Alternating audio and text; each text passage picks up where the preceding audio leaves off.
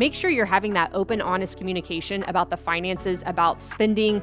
If you're on target with the budgets, budgeting out your vacations. You get married, you set your house up, you have it all nice and pretty, and then the U-Haul shows up with these difficulties of, either our past or our finances or multiple issues that happen with blended families. Finances just happens to be one of the larger trigger points. Your blended family has a 100% chance of success when you do it God's way. We are Blended Kingdom Families, and we want to provide biblical resources to heal and restore families with a message of hope for the next generation. Let's get after it. Hey guys, welcome back to the BKF podcast. We are so excited that you're here with us today. This is going to be an incredible episode. If you haven't already, take an opportunity, like, share, comment, leave us a review, send us an email. We would love to hear from you. Today, we're going to be talking about money. We talk about money, and we're in a series. Yes. So the week before last, we started off with part one, where Scott, it was just you by yourself, and you were talking about finances and blended families. You left me? I left you, but y'all, I was really sick. I think you were sick that day. I was really sick and had lost my voice. So Scott was on solo that day. Yeah. But no, today we're going to be talking about finances and blending your family, like beginning to blend and then after you blend. And, just some measures that you can take in that process because we experience being therapists and counseling a lot of blended families. This is a huge source of contention. And it typically happens after they've already blended. And there's a lot of resentment built up in between spouses. And it causes, unfortunately, it is one of the factors that cause a lot of second marriages to fail. Yeah, we were laughing before we started filming, our situation was not great when we got married. No. I was a professional student and a professionally in debt student. Yes, you were. To a high six-figure degree. Yes. And really, finances, I'm going to say that right, had not been a real focus of mine. Mm-hmm. It wasn't something that I was highly focused on. So I wasn't really prepared in that sense when we got married. Well, and I came from the opposite. So my mom has always been great at finances. She was a branch bank manager for years. She's a constable, but for a while she did the county's books and finances. And so she was very just money conscious, very smart with money, great credit score. And so she taught me from a very young age the importance of finances, the importance of good credit, the importance of a budget, a payment plan. I knew how to balance a checkbook like at a very young age in high school. And so when you and I got married, I was about a year debt free. After coming out of my first marriage, I had acquired a lot of debt. And it took me I don't want to say a long time. It took me a little over a year. And I had to work a lot with my mom. My mom helped me a lot with that. But I was living in my parents' home. Was working 2 and 3 jobs to get out of debt. And so I was debt free, car paid off. I mean, everything. No student loans. Scott and I get married, and I walk in. Let me say this before that. We didn't really, in the dating, when we were dating, we never had that conversation. No. This is not one you bring up like, hey, I really like you, but can you tell me your credit score and how much debt you have so I know what I'm getting into? Yeah. You just don't have those conversations. I had no idea what I was getting into, but I knew we had the basic conversations of like, I knew you had a very stable job. At the time you were financially taking care of your parents because they were elderly. And so, we knew that much, but as far as debt, no. And I remember us having the conversation and getting those, when we started to get the bills in for your student loans, it was a trigger for me because I also came from a previous marriage where finances were very hard. And so coming into our marriage, and seeing that, I was like, oh my gosh, what is going on? And I remember having a conversation with Scott, and being in debt just was not a big deal to him. And it was a huge deal to me. So it became a source of contention for a little bit, but we also developed a plan to pay off that student loan debt, which I can now say student loan debt free. It's all done now. It's all done now. we took care of these issues. Yeah. But the point is we did not have those conversations going into our marriage. And after we were married, again, it did cause some resentment. It caused some uneasiness. There was a lack of trust in finances between that. And so it really took some intentionality for us, one, to build that foundation and really come up with a plan for budgeting and, for child support that was coming in for Michael, what we were going to do with that. We also talked about, college savings for each of the boys and what that was going to look like. And it was, I will say this, it was a difficult conversation after the fact of getting married. I think if we would have had these conversations before, we would have been a lot better prepared, and it could have caused just less, I don't want to say the word chaos, but, less contention. Well, we've talked about this, again, multiple times. You get married, you set your house up, you have it all nice and pretty, and then the U-Haul shows up with these difficulties of, either our past or our finances or multiple issues that happen with blended families. Finances just happens to be one of the larger trigger points. Yeah. And again, we were different. We were different, in the sense that she was very anti-debt. I was very comfortable in the ability to take care of this. So it took some time for us to just say, okay, let's just get on the same page, make sure that your plan and my plan are working. It wasn't like we saw this and we're like, oh, we can't make it through it. It was, oh my gosh, how are we going to get through this? And let's get together and make sure that happens.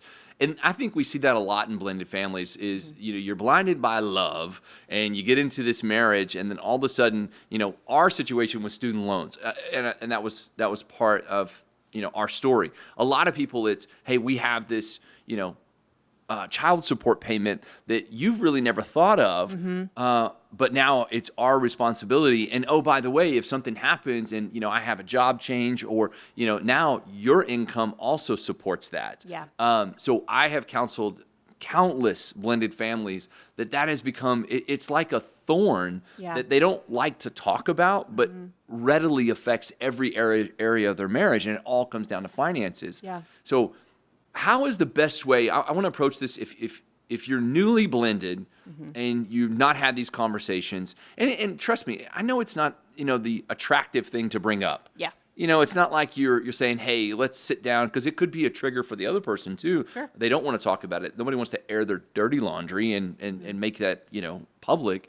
But how do you start having these conversations in a way that you can be constructive?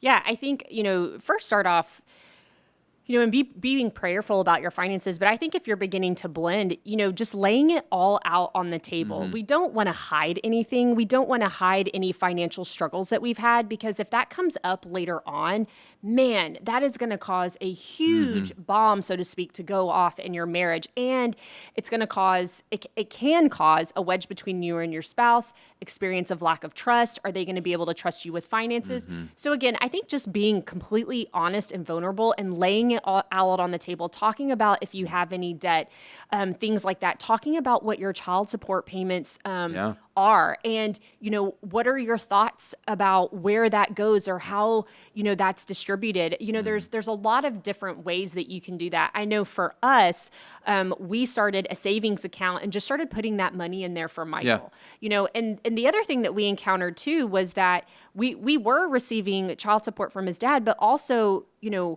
you as the new step parent, you were all in with Michael. You paid for school things, and there was no like this or that. Like you just stepped into it fully. And so I think, that was another plus, and it helped to make it a lot smoother and easier. And it also, I think, as the biological parent, it put a lot at ease and rest for me, because then I wasn't having to worry about, oh, well, Scott paid this, his dad paid this and this. And it was, when we came together as one in our marriage, our finances came together. But it really just took strategy of how we were going to do that, especially, when it came to the child support and things like that.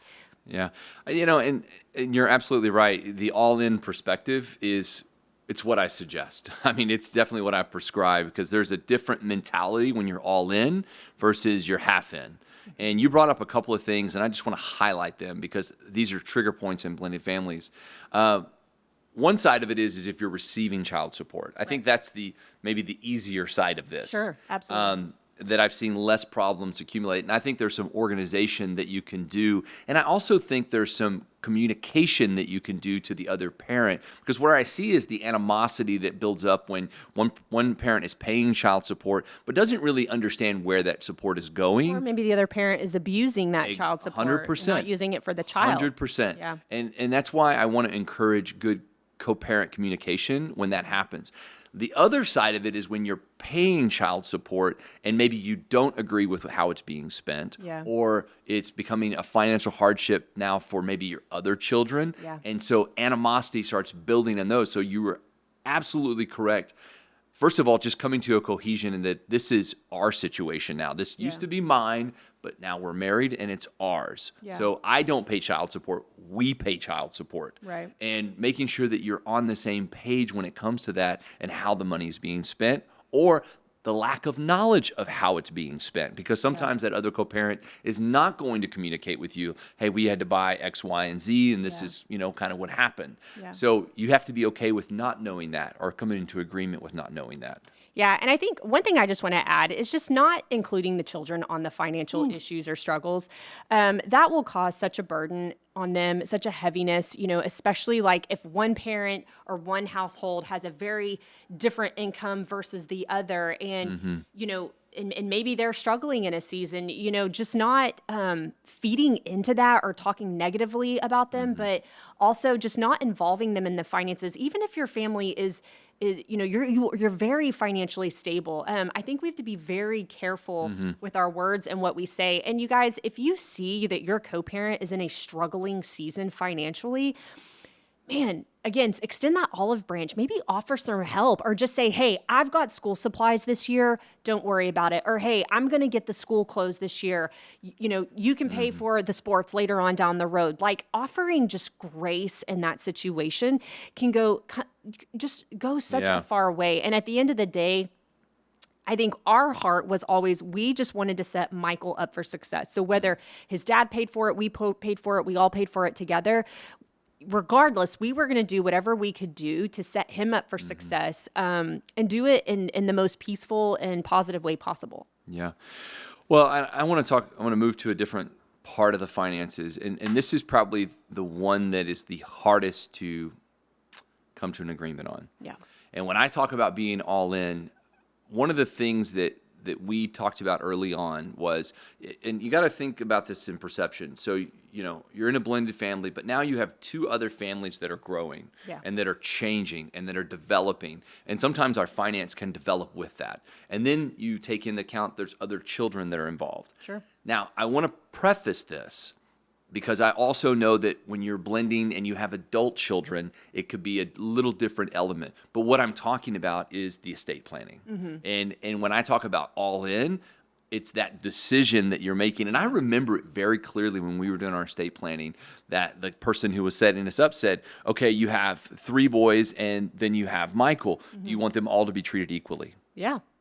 And I remember when he said that to me, and I kind of paused and I said, absolutely, they're all treated equally. Yeah. And again, this was early on. This was, Michael was really young. He would not have known the difference in what we're talking about here. But as now he's become older, and he's never really asked me, but I have made it clear to him, everybody is treated equally in our family, regardless of if you are my biological or my stepson. And I think that just sets a tone for, especially as adult blended family children, that like, okay, I understand that I'm a part of this family. I understand that I am absolutely a part of it. And then again, as step-parent versus biological parent, that's also the bridge that you create with your spouse. Because again, they're wondering the same thing. They're saying, okay, I brought a child into this marriage, and now we have, in our case, 3 others. Are they treated equally in the eyes of finance? And when you make that decision of absolutely they are, it also creates another bond with your spouse to say, no, we are a family unit, regardless of whether they're biological or step parents. Yeah. And you guys, stay tuned for next week's episode because we have Blended Wealth coming on the podcast. Alexis and Tim Woodard, they are certified in money management, estate planning, all of that stuff. And so we're going to dive into those like kind of bigger issues of finances when it comes to the estate planning, wills and things like that. And so they're going to talk about those things. So be sure you stay tuned for next week's podcast on that. But I want to move us over really quick, Scott, and talk about like the after blending part of it. So like after you've already blended and, you've been, child support, things like that, you've got a budget going on. What are some good measures to take? Just, I would say like even check-ins of like with finances and, who's going to balance the checkbook and all of those things. Well, the simple answer is who's ever gifted in that area.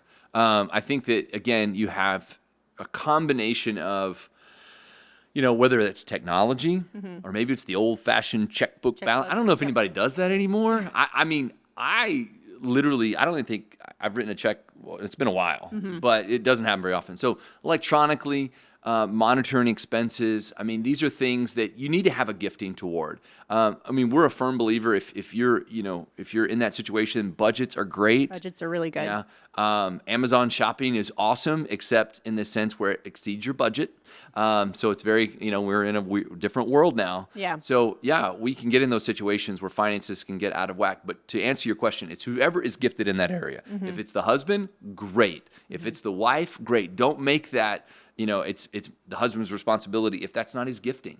Yeah. That may not be it. Well, and what I would say is if that's the situation, you just need to have communication. So if one person's really great at money management in the family, make sure you're having those weekly check-ins or biweekly or monthly of like, hey, this is where we're on budget, like we're on target, or hey, like we had, an extra expense. So-and-so had to go to the doctor, or we had an extra sports event or something like that. And just make sure that you're having continuous conversations about that and what you're spending. Because I think one thing that we often see too is where spouses start to hide financial spending of, I bought a purse or I, went on a shopping spree or things like that. So when we start to hide those things, that any secrecy like that, you guys, man, that is just an open door for the enemy to come in and cause a wedge and just disunity and distrust in your marriage, especially when it comes to finances. So make sure you're having that open, honest communication about the finances, about spending. If you're on target with the budgets, budgeting out your vacations, all of those things. Well, I'll tell you another big one is budgeting out how much you're spending on each child. I think that comes open a lot more than we think, is that, parents maybe spend more money on their biological children than they do their stepchildren. Sure. I remember counseling a couple, and that was the major issue. Yeah. That was, hey, all of his money goes to his children, and basically he makes so much more than I do, and I can only spend money on my child. Yeah. So again, there's this wedge of the enemy that says when it comes to money, it should be separate, or we should, segregate this funds over here, or it all belongs to me, and I'm the one who makes that money. And again, financial intimacy, which is a topic that we cover in our book, Blended and Redeemed, it is not separate from other levels of intimacy. Yeah. So we want to make sure that when it comes to any type of money that it's all on the table. Yeah. It's all there to be communicated about. There's no secrecy. There's no your account, my account. I mean, it's really all a blended money situation. Yeah. No, I completely agree. Yeah. So as we wrap up, again, next week, we're going to talk about estate planning with blended wealth. And again, I cannot highlight this enough. If this is not something you've done, please take an opportunity to do that. I'm not going to get into the legal ramifications of what that means, but you don't want to be without. Yeah. So we're going to talk about it, get some great information from Alexis and Tim next week. So guys, stay tuned. We'll see you next week. You guys have a wonderful, wonderful day. Be blessed in all that you do. Hey guys, so glad you were here with us today, and I hope you enjoyed today's episode. And you can find more resources from Blended Kingdom Families at blendedkingdomfamilies.com. Join us again next time as we hang out with more amazing podcast guests. And remember, nothing will be impossible with God.